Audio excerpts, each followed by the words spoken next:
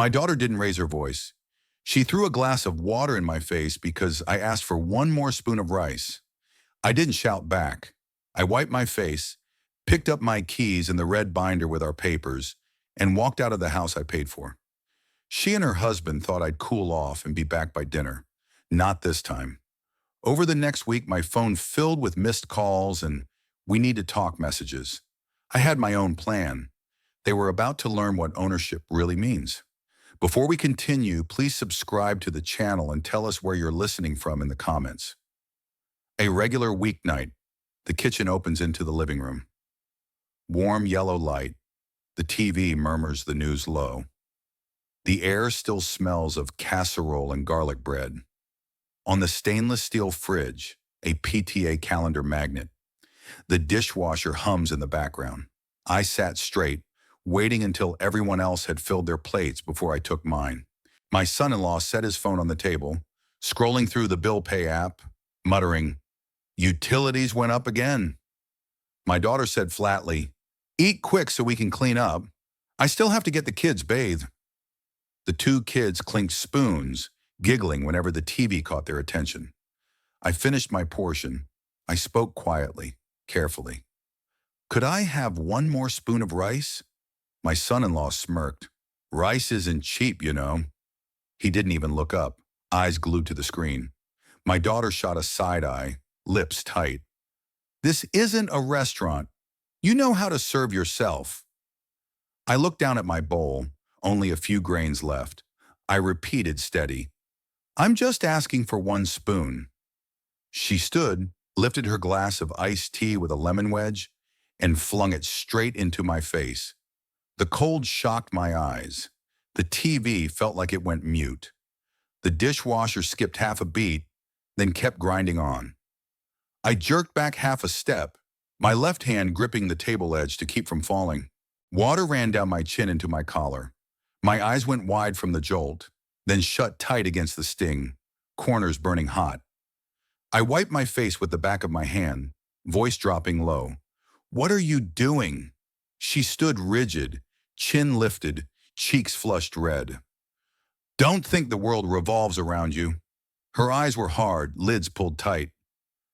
I stared at her. "You just threw water in your father's face. For a spoon of rice?" My son-in-law leaned back, arms crossed, jaw flexed. "Quit the act. This is our house. Don't start drama under our roof." I kept my tone even. "You just disrespected the man who raised you. Look me in the eye and say it." Her brows shot up, her mouth curled thin. "Don't preach. In this house, everyone pulls their weight. You better know your place." "I don't need service," I said. "I need respect." He cut in. "Respect goes both ways. You're living here. Our rules apply." The kids stared. One whispered, "Grandpa's all wet." "Mockery." The other laughed nervously. "We didn't do it." I nodded at them to hush, then turned back. Her face was taut as wire, pulse beating in her neck. He smirked, eyes darting sideways like he'd won something. I said each word clean. "This house used to be called family's, not someone else's." My daughter fired back, "If you don't like it, then leave." Her mouth clamped tight, arms folded across her chest like a barricade. "Who helped pay the down payment on this place?" I asked. He sneered. "That was ages ago. Don't brag." "I'm not bragging," I said. "I'm stating the truth." She waved her hand. "Don't blow it up over a spoon of rice." "It's not about rice. It's about the way you spoke." He added, "The rules here are simple. Everyone stays in their lane. Nobody rocks the boat." I looked at both of them, holding steady, and a line rose in my head, clear as if someone whispered it in my ear. "If respect is the rent, you stopped paying years ago." My son-in-law ripped a napkin from the dispenser, shoved it toward me without looking. "Wipe off and sit down." The paper scratched my cheek as it tore, flimsy and damp. I ignored his napkin, took my own, dried off, and set it back on the table. Water still dripped from my hair into my collar. A drop spattered on the kids' class photo propped on the side shelf. No apology. No one asked if I was all right. I stood. The chair scraped softly across the floor. Droplets trailed on the wood as I walked the hall, past the thermostat glowing 72, past family photos on the wall where once every face was smiling. I shut my bedroom door. Silence closed in. The dishwasher shifted to rinse, water roaring far away. I switched on the desk lamp, hung my wet shirt over the chair, used another towel to wipe the citrus sting from my face. I washed my hands, the cold water biting into cracked skin, the old calluses standing out. Thumbs scarred from bricks, cement, roofing nails. My whole life in tools, not in apps and passwords like my son-in-law. In the drawer, my wife's photo in an oak frame, her gentle smile. My eyes stung, but I held it in. I brushed dust from the frame with my sleeve and whispered, "I'm fine." Below it, the worn red binder. I slid it out. Inside, the house papers, savings, account records. I opened to the page stamped in bold, accounts and ownership. I rested my finger there, held it. I once put accounts in joint names to teach responsibility. Today I have to teach boundaries. My voice was steady. I checked line by line. Bank account, savings, deed. My name stood alone, bold, unambiguous. I read it slowly, knees loosening, shoulders dropping. I remembered working nights to cover tuition, patching the roof in storms, keeping vigil at the hospital when the first baby was born so they could sleep. No one recalls those nights. I don't need thanks. I need one word of basic respect. I set my wife's photo beside the binder, said aloud, firm as a vow, "Water dries, dignity doesn't." Footsteps passed the hallway. The door stayed cracked. I heard her whisper to him, voice still sharp, "Tomorrow, change the Wi-Fi password, lock up the cards, label the food in the fridge. If Dad takes any, we'll know." His voice came flat. "Yeah, I'll freeze the extra accounts too. I'm tired of this." She muttered, "And don't let the kids copy him. They laugh too loud." He, "Let it be. We'll put him in a nursing home later and be done." She hushed. "Not so loud. We'll talk tomorrow." Cabinet doors slammed. Dishes clinked. I stared at my door. I heard every word. I would remember every word. I opened the binder again. Read accounts and ownership once more, just to be sure. Then I wrote a note. 9 could a.m. tomorrow. Call the bank. Check subcards, update alerts, change mailing address.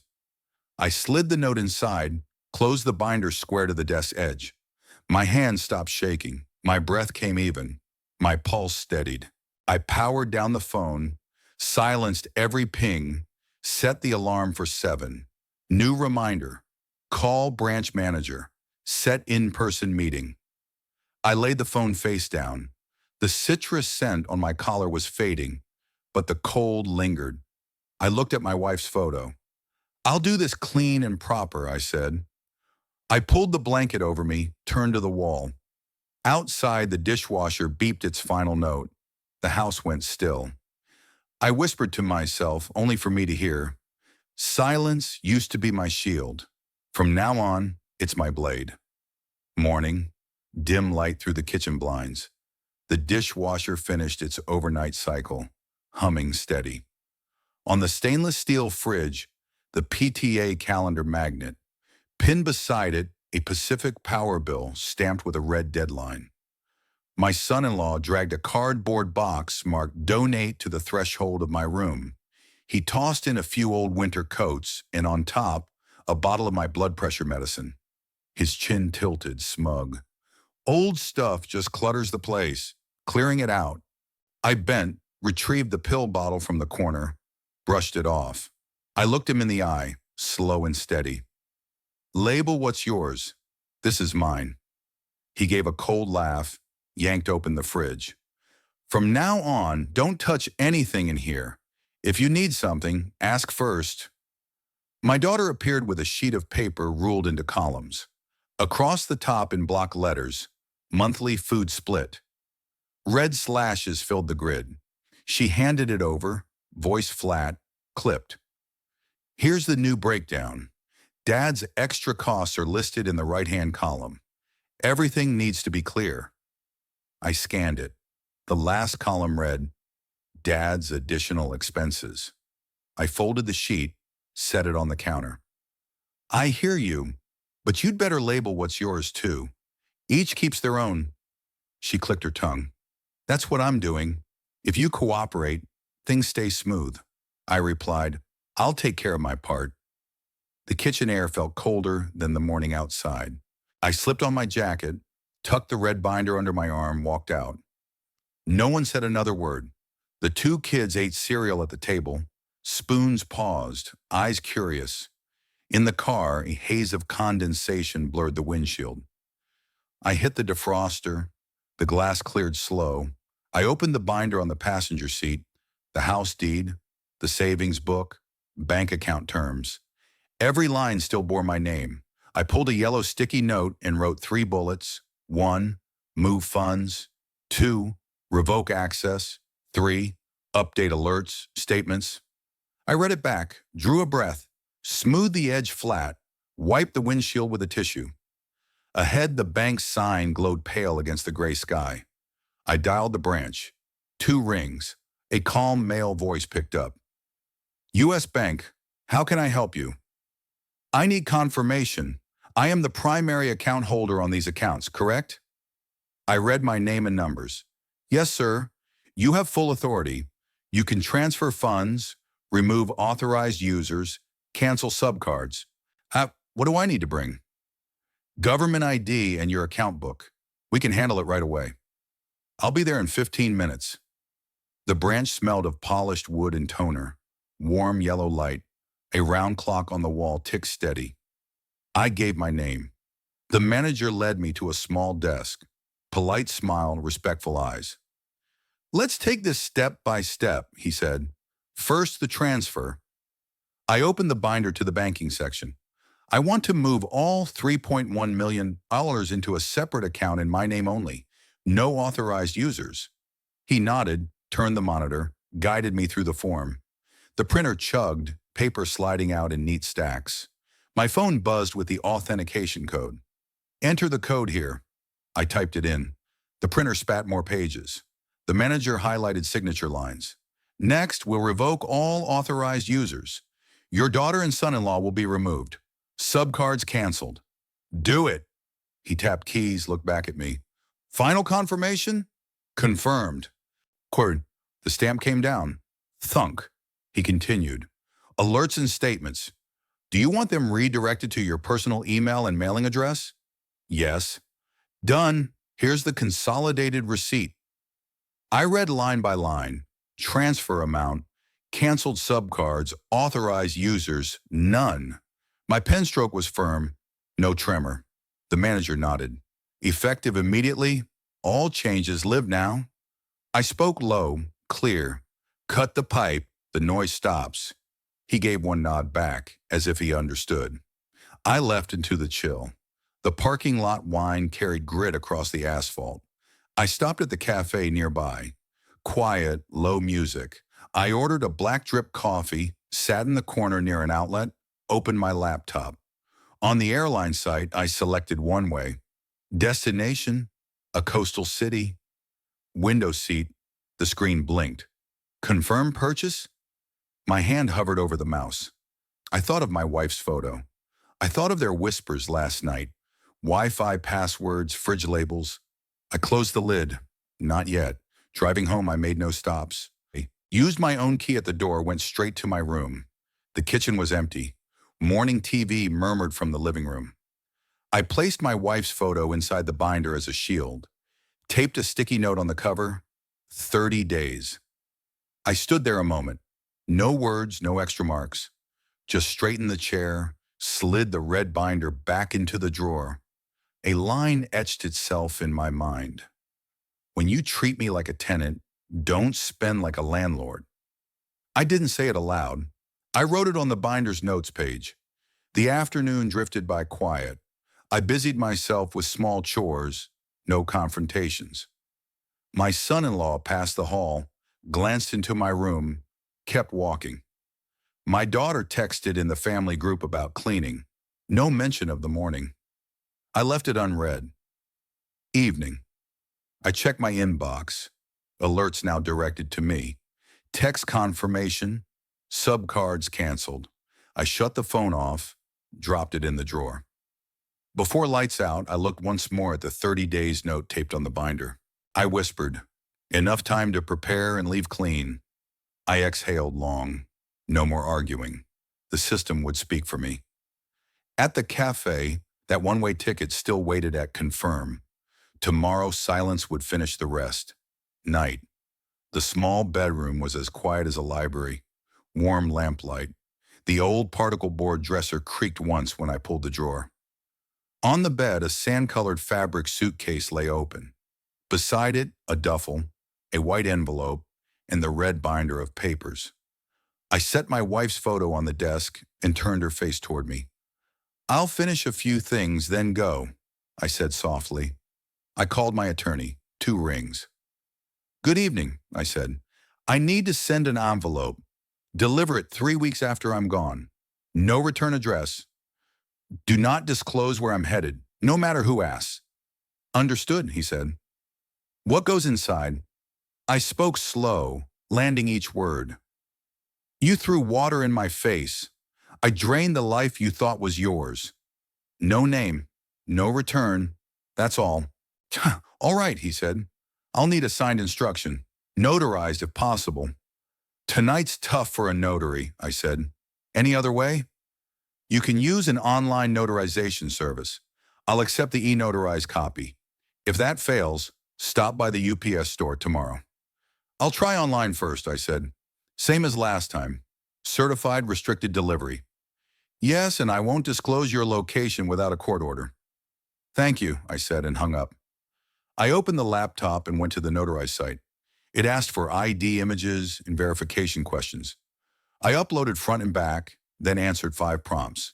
A street I'd lived on, an old loan, the mortgage bank, my first car, birth month. The first attempt timed out.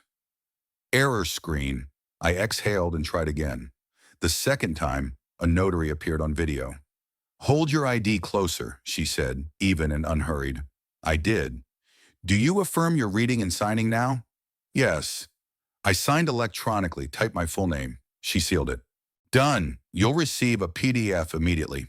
The email arrived a minute later. I downloaded and printed. The printer squealed, jammed. I opened the cover, cleared the sheets, wiped the dust, fed the tray again. This time it ran smooth. I clipped the notarized instruction into the red binder. I typed the 2-line letter on a separate page, printed it in black, folded it once, and slid it into the white envelope. On the front I wrote, for delivery per instruction. I sealed it and pressed the flap with a thumbnail until it set. I snapped photos of the envelope and the notarization receipt and dropped them onto a small black USB. The USB went into a zip bag, then into the inner shirt pocket in my suitcase. Back to packing. 1 page of items, a few neatly folded shirts, underwear, socks, a light jacket, passport, medications, some cash, 2 photos. I folded slowly. Each crease closed an old story. I tucked the day of week pill case in the front pocket, tapped it to hear the tablets roll. A small notebook and pen into the outer pocket. I hefted the suitcase. Under 20 pounds. Fine, I murmured. In my head, leave clean, arrive clean. I cleared my digital trail, left the family sharing group, disabled Find My on my devices, removed saved cards from the browser, created a new email, turned on 2-factor with an authenticator app instead of SMS, changed the recovery number to the temp sim, unlinked autopay from the shared email so no alerts would show up there, changed my voicemail password and deleted the greeting with my voice, turned off a message forwarding to other devices. On paper, I wrote the only contacts I'd need. Attorney, bank, doctor, one old friend. That list went into my front wallet. I popped out the current SIM, set it on a tissue, read the serial aloud once, then slipped it into a small brown envelope. I installed the temp SIM. I test called a rideshare line. An automated voice said, "Your ride has been scheduled before," and I hung up. "Good enough," I said quietly. I stepped out with the binder in a crossbody bag, cap pulled low, jacket zipped. At the first convenience store ATM out of service, I drove to a gas station ATM 4 blocks down. It worked, but my daily limit was tight. I hit one more machine. The third declined the card. My phone buzzed. Fraud alert. Unusual ATM activity. I called the number. "Do you recognize these transactions?" the rep asked. "Yes," I said. "We'll unlock for 30 minutes. I withdrew the last amount, split the cash into 2 thin wallets, hid them in different spots in the suitcase. I looked around, then headed back. At the neighborhood USPS, the air smelled like new paper, tape, and ink. 4 people in line. I waited, checked the clock. At the counter, I said, "Certified mail, restricted delivery." The clerk slid over PS Form 3800 with the barcode. "Do you want return receipt?"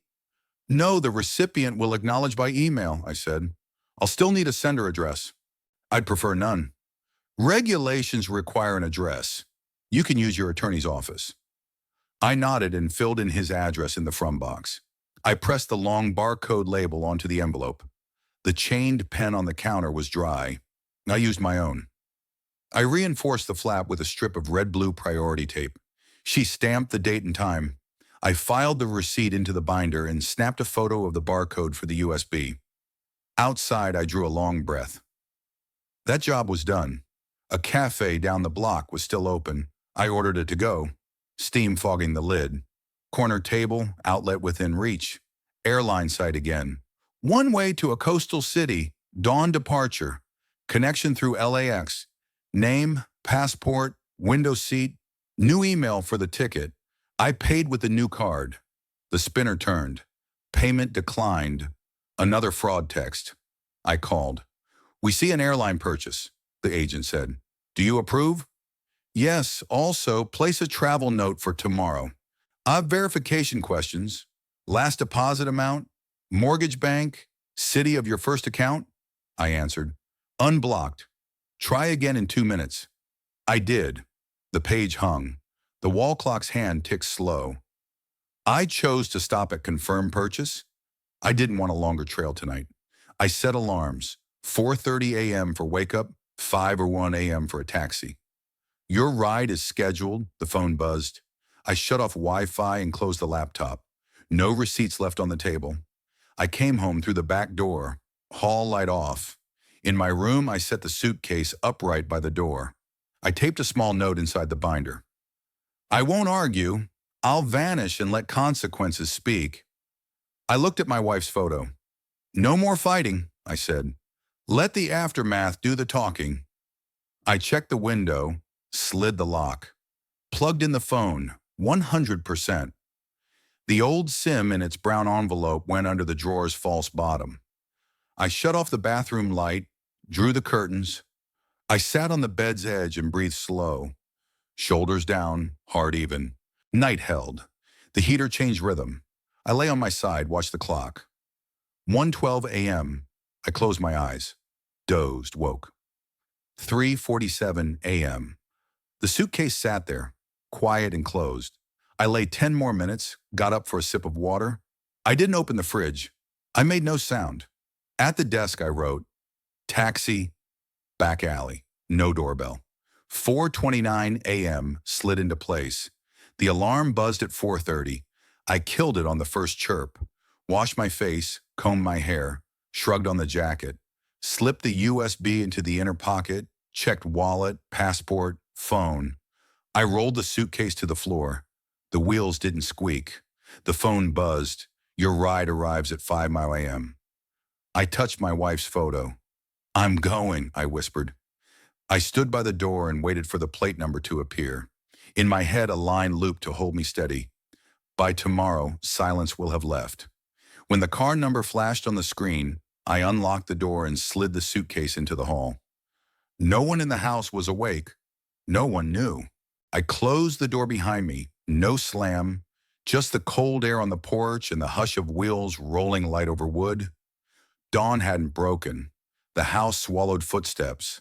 I unlocked my door and eased it shut so the hinge wouldn't squeak. Cross-body duffel, rolling fabric suitcase, the red binder tucked against my ribs. The hallway was dark. The porch light had burned all night. The doormat that once read, "Welcome," was faded and dusty. I stepped over it without stopping. I passed the kitchen. The stainless fridge still held the kids' PTA calendar magnet. 2 bowls from last night sat unwashed on the bar. The thermostat on the wall read 68 to give. I set my house key on the edge of the counter. Metal on wood, a soft tick. No note, not a single line. In my head, distance is the first boundary. I pulled the door, set the deadbolt. The click landed like a small period. Outside, the sky was still deep blue. Cold air on my face. The rideshare pinged. "Your driver is arriving?" The plate number matched the one I had written in my notebook. I stood by the back alley under a weak cone of yellow light where last night's rain had dried in streaks. A cat streaked past the trash bin, the lid clattering once and settling. The driver rolled to a stop and lowered the window. "You Graham?" I nodded. "Yes." I opened the rear door. Vinyl seats smelled of stale coffee and glass cleaner. I laid the suitcase flat and kept the red binder on my lap. The driver glanced in the mirror. "Airport, right?" "Right. No rush. Just steady." NPR murmured. "Weather in the West. A sliver of business news." He turned it down. "I keep it low so I don't get sleepy. If you want silence, I can kill it." "Leave it," I said. We slid onto the main road, the city shrinking into amber dots. Condensation fogged the window. The wipers traced slow arcs. I opened the binder, set my wife's photo under the clear sleeve, touched the edge of the frame, then closed it. "In hold 3, out." "Hold." At a red light, he checked the time. "Construction near the airport. Gonna take a side street. Adds a couple minutes. Take whatever's safest." He nodded, signaled, changed lanes. I settled back, breathing even. No texts, no last words. Only, "I'm leaving the house they call theirs without taking a spoon." At departures, he stopped at the curb. "Need help with the bag?" "I've got it." I paid in-app, tipped clean. "Safe travels," he said. "Thank you." I lifted the suitcase. My shoulder twinged and then let go. The doors hissed open to white light. Starbucks breath drifted across the concourse. A big screen flashed, gate change, B6, C12. I halted half a step and checked my email. I hadn't completed the purchase last night. At the self-serve kiosk, offline. I exhaled and queued for an agent. The man ahead of me argued about oversized baggage. I waited. 5:26 a.m. "Good morning," the agent smiled when it was my turn. "Where to today?" I named the coastal city and handed over my ID. Her fingers flew, then paused. "Do you already have a ticket?" "I'd like to buy one now. One way." "Okay, this morning's fare is..." She read a number. "Buy it." She ran the card. The reader beeped long. "Declined. Try again?" "Please." The second attempt failed. My phone vibrated. Fraud alert. I called immediately. "We're seeing an airline purchase," the rep said. "Do you approve?" "Yes." "Unlocked for 90 seconds. I looked at the agent. "Try now." Third swipe. Printer whir. Ticket out. "All set, Mr. Graham. Gate C12, Group B. I'll print a paper boarding pass too, just in case." I took the thin slip. In the corner, one way. Someone's coffee cup nearby had my name misspelled, but the ticket was right. I slid it into my jacket pocket. TSA, zigzag stanchions. An agent lifted a placard. "Laptops out, shoes off, liquids under 100 milliliters." I did each step without hurrying. Watch off, phone in a bin. The red binder went through. The screener squinted at the x-ray. "Sir, is that a binder? We need a secondary." He pulled the bin aside. A gloved officer opened it. "Documents?" "House and accounts," I said. He swabbed the edges, fed the strip to a machine. A soft beep, green light. "All set. Thanks." I nodded. Shoes on, belt threaded, laptop back. At the exit, another agent asked, "Real ID?" I showed the star. He waved me through. At Starbucks. Tall, hot. Name? Graham. They wrote Graham on the cup. I smiled and let it stand. I dabbed a splash off my sleeve. From seats facing the tarmac, I watched service carts blink blue and red. Now boarding Group A, the overhead said. I checked the phone. Airplane mode on, Wi-Fi off. I popped the SIM tray. The temp SIM sat there. I looked for a beat, sealed it into a small envelope, and slid it deep into the red binder. Done, I whispered. Now boarding Group B. I stood. The man ahead with 2 bags got the standard warning. 1 personal item only. I tightened my grip and entered the jet bridge. Chill air from the cabin washed out. New carpet. A hint of metal. Good morning, the flight attendant said. I nodded, found my row by the window. Binder under the seat, bag in the overhead. The wash of lighting shifted from white to warm. Seat belt. Click. A boy behind me toyed with his buckle. His mother hushed him. Outside, the sky had lightened 1 shade. The captain, we'll be wheels up in about 5 minutes. Smooth weather. Flight attendants walked the aisle, checking straps. I placed my palms on my knees and breathed. I didn't think about last night. I repeated 1 line. I won't be your resident handyman. Distance will do what words can't. I said it so softly only I could hear. There was no one left to text. No one I needed to call. Push back. Engines rose, the window trembled. We turned to the runway. The roll built. My heart lagged a beat as the wingtip quivered. I thought of those extra shifts years ago to scrape together a down payment for my kid. Of the winter I installed the furnace myself, fingers numb, turning the last screw before the fan purred. All of it filed under, of course.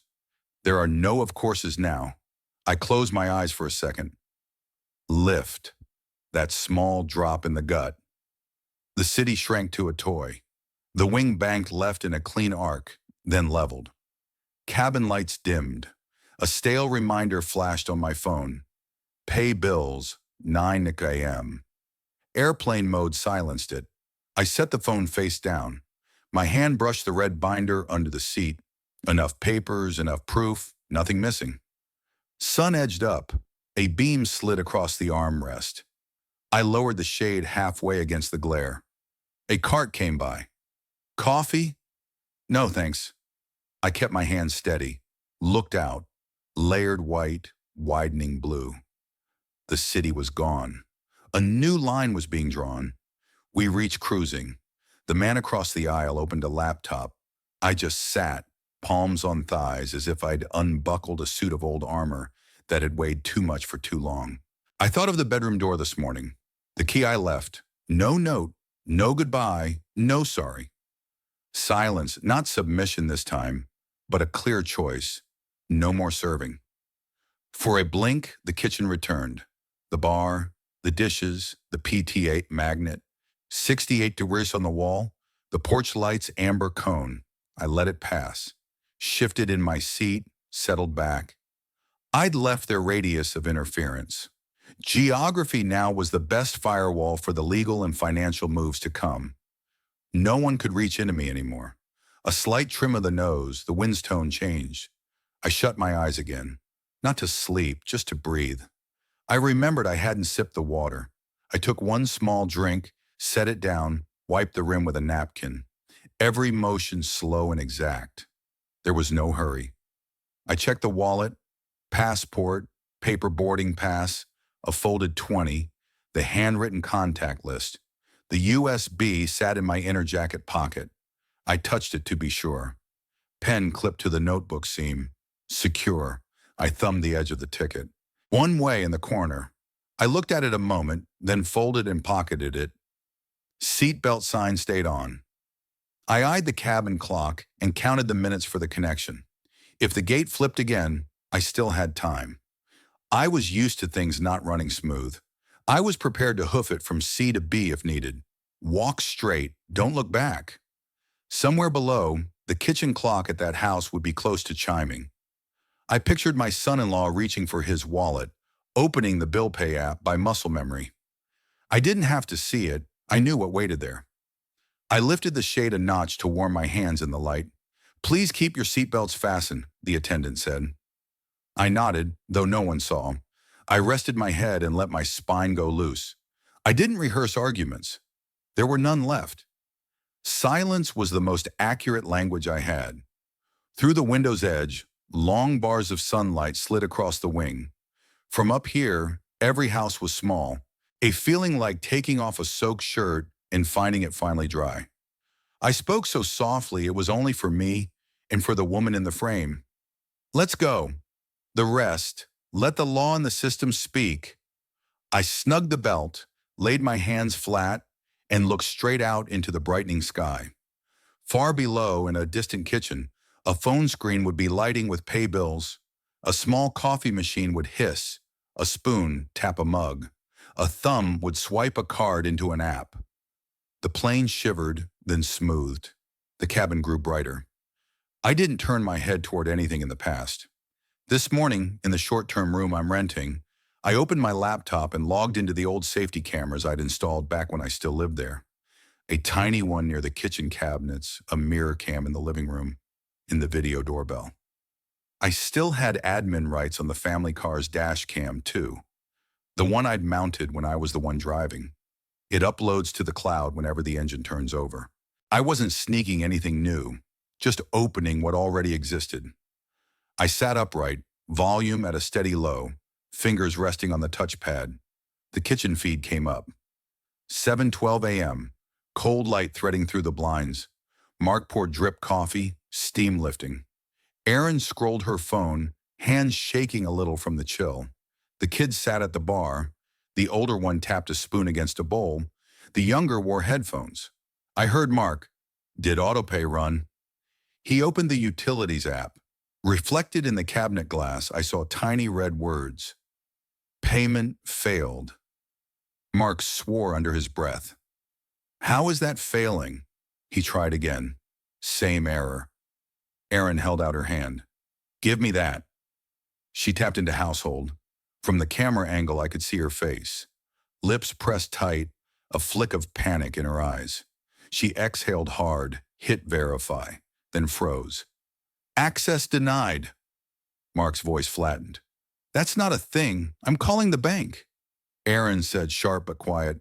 No way. Dad doesn't know how to do this stuff. Hearing that, nothing in me pinched. I felt calm. I'd finished yesterday. Mark spoke to the call center. Our household account's locked. Open it now. They asked the usual identity questions. He stumbled. Erin grabbed the phone. I'm the daughter. My name's on the card. The rep stayed even. We can only work with the account owner. Erin's voice rose. We're family. The rep still mild. I'm sorry. That's the policy. Mark set his mug down too hard. Coffee lapped the rim. I toggled to the doorbell view, then back to the kitchen. The kids glanced at their parents, not understanding. The older one asked, Mom, what does failed mean? Erin swallowed. Nothing. Eat. Mark said, let's hit target. I'll swing by the bank after. His words carried clean into the kitchen mic. I checked the corner timestamp. 7:26 a.m. I exhaled, muted the feed, took a sip of water, then turned the sound back on. At 10:04 a.m., the doorbell pinged, just the neighbor's cat drifting across the porch. I switched to the dash cam. The car started. The cabin time read 10:12. The interior cam caught Mark and Erin's faces. As admin, I still had audio. Grab a few things and then bank, Mark said.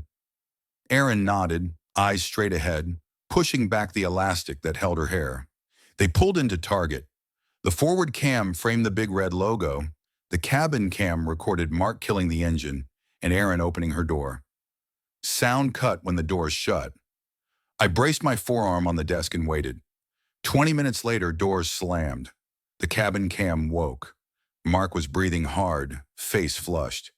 Erin tossed an empty, reusable tote onto the seat. They said declined.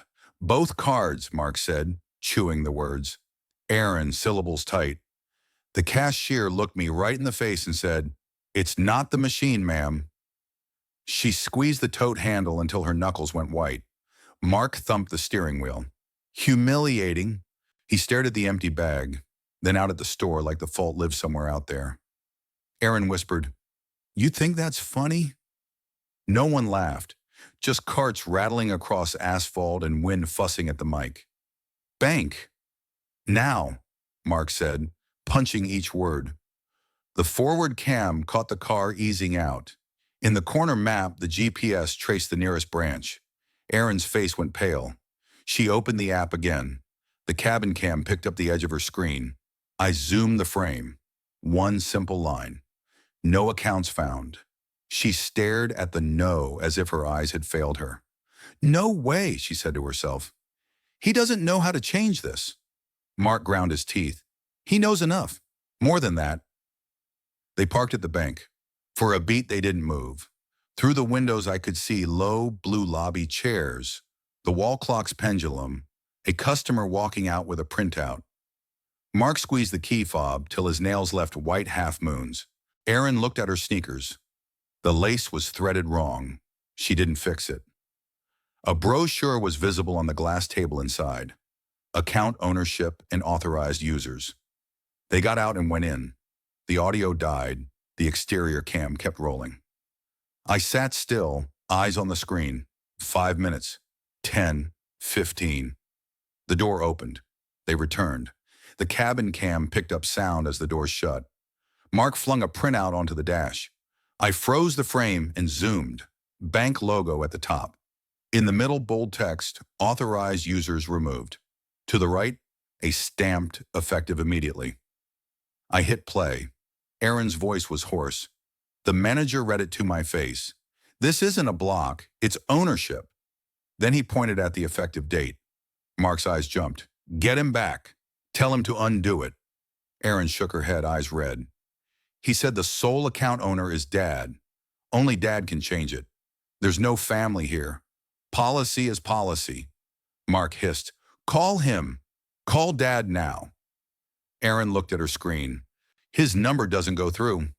Mark jiggled his knee and called anyway. On the dash cam display, my name flashed in, then out, again and again. I didn't pick up. In my rented room, I watched and let silence do the job. Mark tried the bank again. "I'm the son-in-law. I used to have access." The bank voice over the car audio stayed level. "You're no longer an authorized user. We can't provide information." Mark slapped the wheel. The horn blipped once. "Tell me, how do we even live right now?" Erin said, staring not at him but at the paper. Outside, a stray cart bumped the door with a clack. Erin flinched. Mark scanned the lot, color washing hot then cold from his face. He exhaled hard. "We still have your paycheck. My other bank card."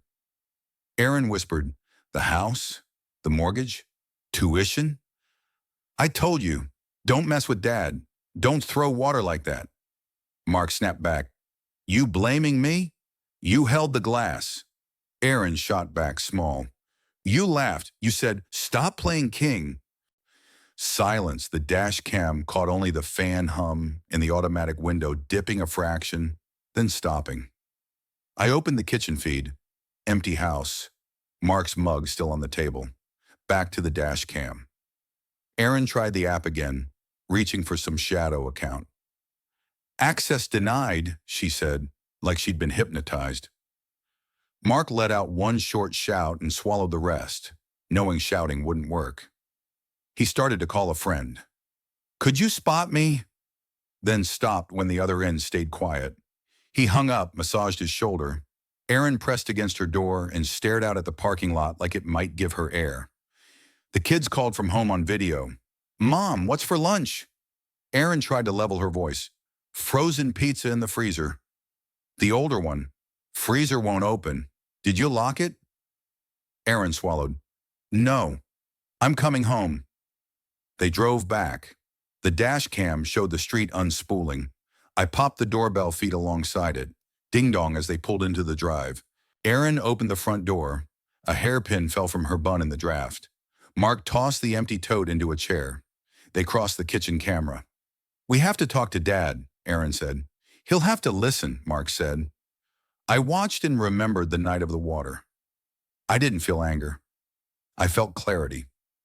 Noon 12:13. The dash cam came alive. The car started again. Mark alone this time. Cash, ATM, he muttered. At the drive-through ATM, the forward cam framed the screen. He pushed in his card. Beep. Then the phrase, "I know too well." Transaction not permitted. Mark hit the wheel with his palm. He called, "Aaron, check again." Aaron opened the kitchen cam and FaceTimed. I saw her face on the kitchen display. "There are no accounts, nothing." Mark cursed, then bit it back. He pulled a small amount from his other bank, counted, sighed. Not enough. Afternoon. 2:02 p.m. The doorbell again. Aaron let the kids in from school. A tuition notice slipped from a backpack. Aaron picked it up and read the due amount. She sat without speaking. The kitchen mic caught the wall clock ticking. Mark returned and tossed a few 20s onto the island. "For now," he said. Aaron tapped the notice. "How long does that last?" Mark looked away. The entire kitchen sank into a kind of hush. The dishwasher hummed with nothing inside because they'd forgotten to shut it off last night. 3:48 p.m. The dash cam fired one more time, back to the bank with both of them. In the car, Aaron said, "Go in with manners. Ask them to review. Keep it together." Mark nodded, drew a breath. They walked in, clutching yesterday's printout. I couldn't hear inside. 10 minutes. 15. 20. The door swung open. They came out. Aaron held a second sheet. In the car, she read aloud, as if forcing comprehension. "Primary account holder. My name. Authorized users, none. Effective date, 2 days ago." She swallowed. The manager repeated it word for word. "This isn't a block, it's ownership. Durand, a secondary card isn't ownership." Mark tapped the headliner with his fist. Careful, because hitting harder would do nothing. "Call Dad," he said again, like a program loop. Aaron stared at her phone.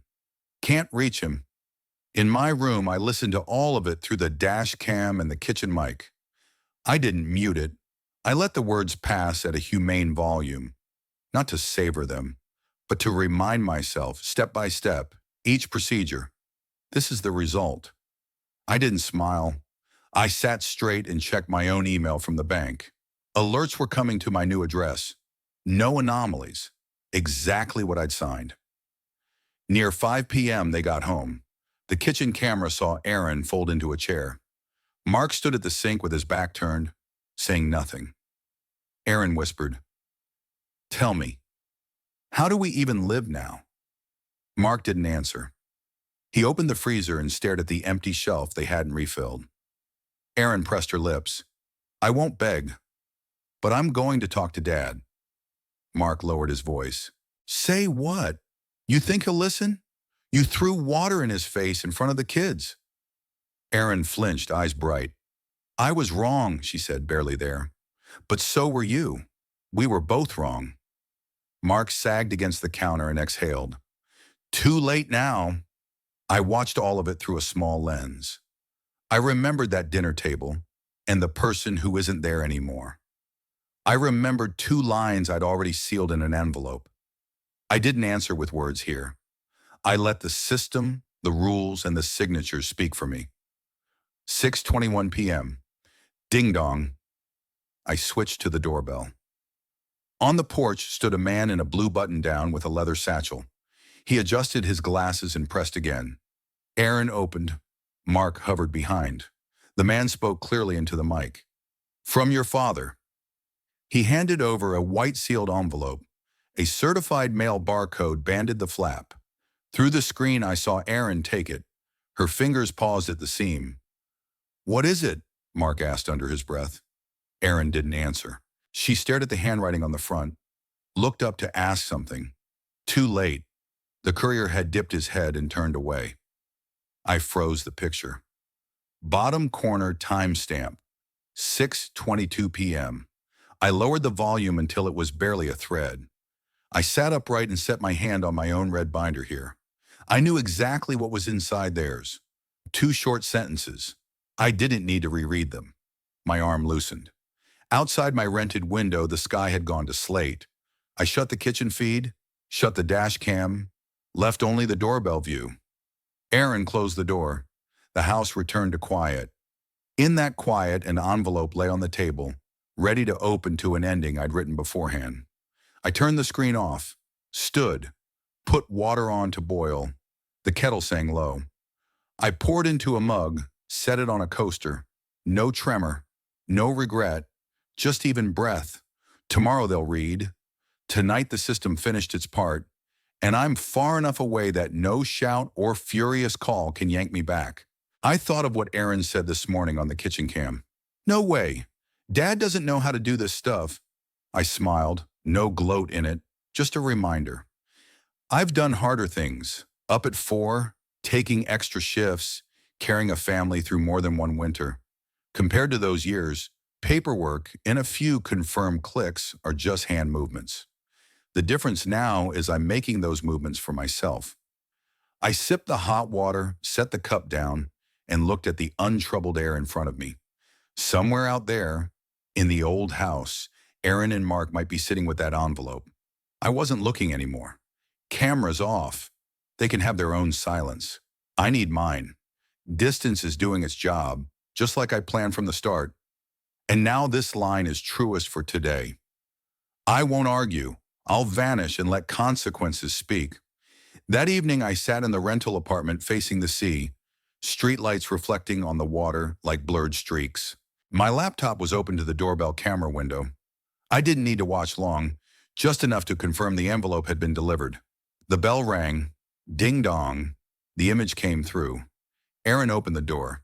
The lawyer's courier said simply, "From your father." A sealed white envelope with a barcode strip. I saw Aaron take it, with Mark hovering behind her. The door shut. I muted the feed, left the camera running in a small corner of the screen, then closed the laptop. I had already said enough with 2 sentences inside. The next morning, ocean air carried a faint salt smell into the apartment. I brewed drip coffee, pouring slowly, letting the water run steady. Next to me lay the folded local paper, the community events page advertising a weekend festival on the boardwalk. I pulled a chair close to the window and looked down at the planked walkway where a few early joggers passed. I reopened the laptop, not to spy, just to see once more, clearly, then close it. The living room feed came on. A gray rug, a mantel lined with wedding photos. Aaron placed the envelope on the dining table, used a small cutter to slit the seal. She inhaled, pulled the page free. Mark stood with his arms folded behind her. Her voice wavered as she read, "You threw water in my face. I drained the life you thought was yours." 2 sentences, nothing more. Mark growled, "He's provoking us." Aaron shook her head, eyes still on the page. "No, this is an ending."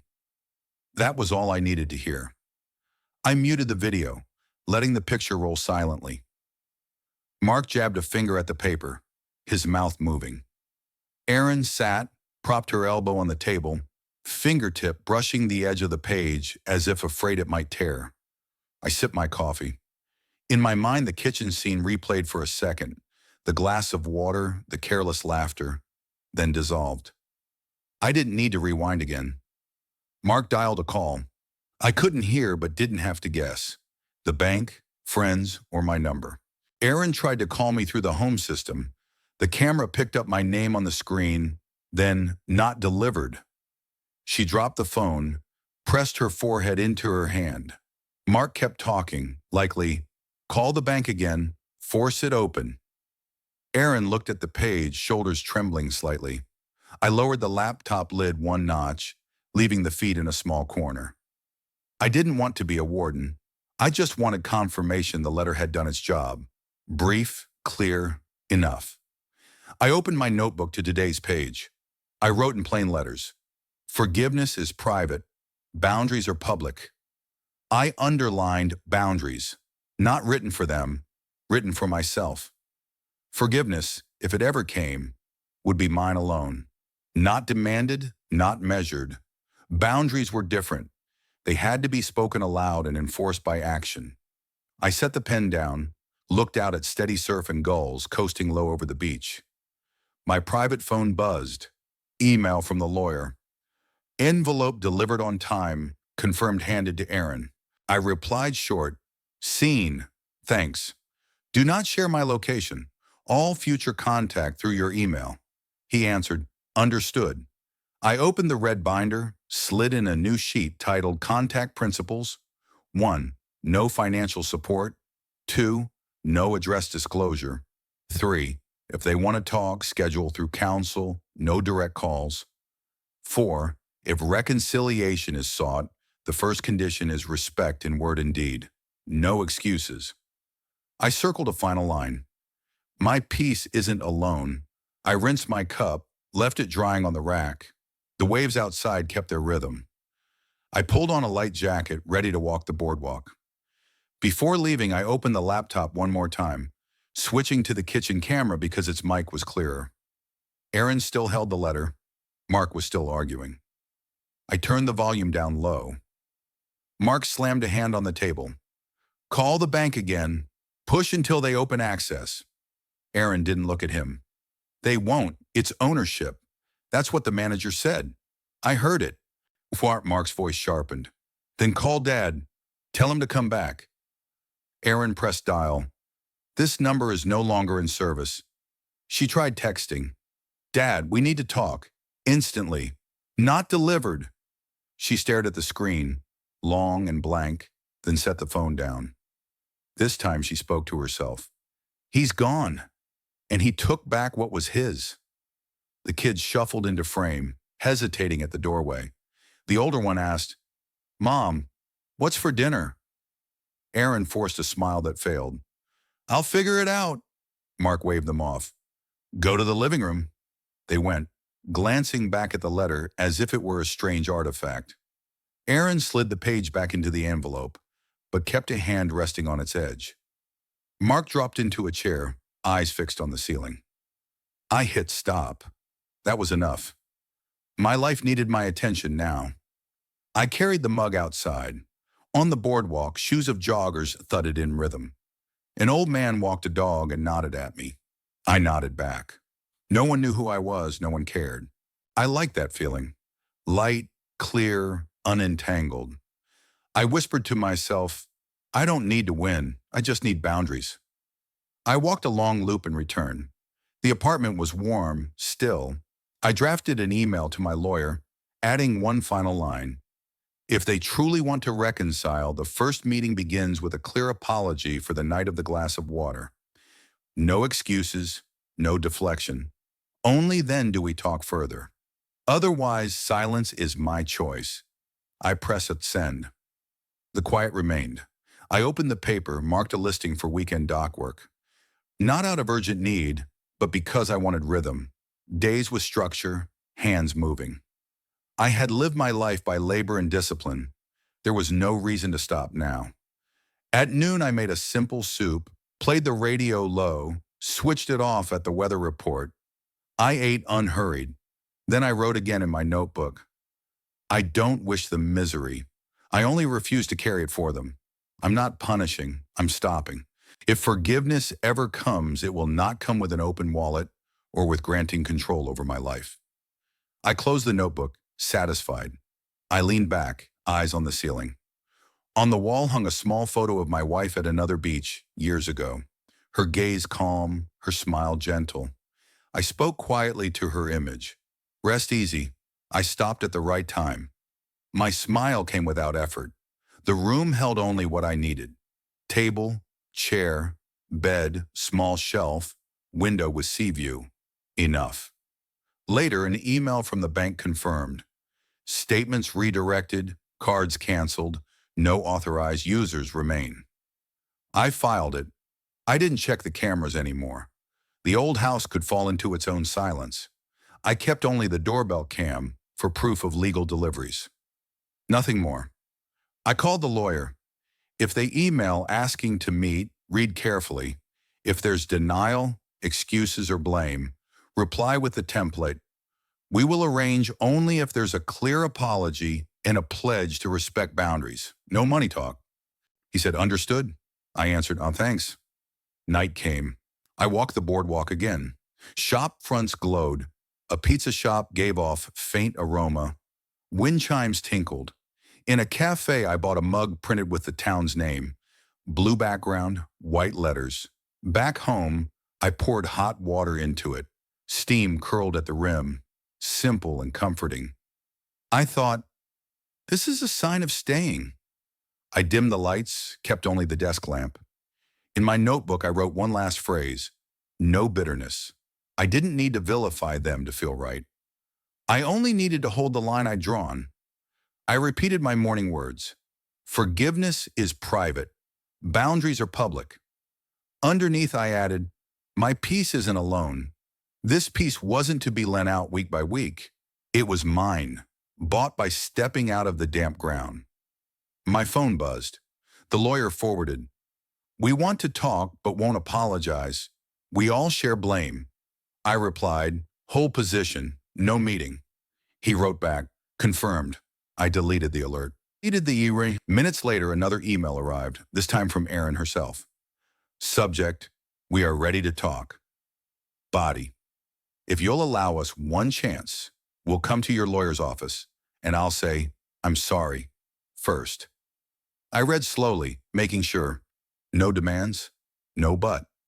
I forwarded, arranged next week, same conditions, 60 minutes. No money, no address. The lawyer confirmed. I didn't feel triumph, only that it was reasonable. Forgiveness, if it came, would be private, step by step. The boundaries stayed unchanged. I closed the notebook, switched off the lamp. The room now lit only by streetlight glow through the window. The sound of waves clearer in the hush. I lay down, pulled the blanket. Before sleep, I whispered into the quiet. Love without boundaries breeds entitlement.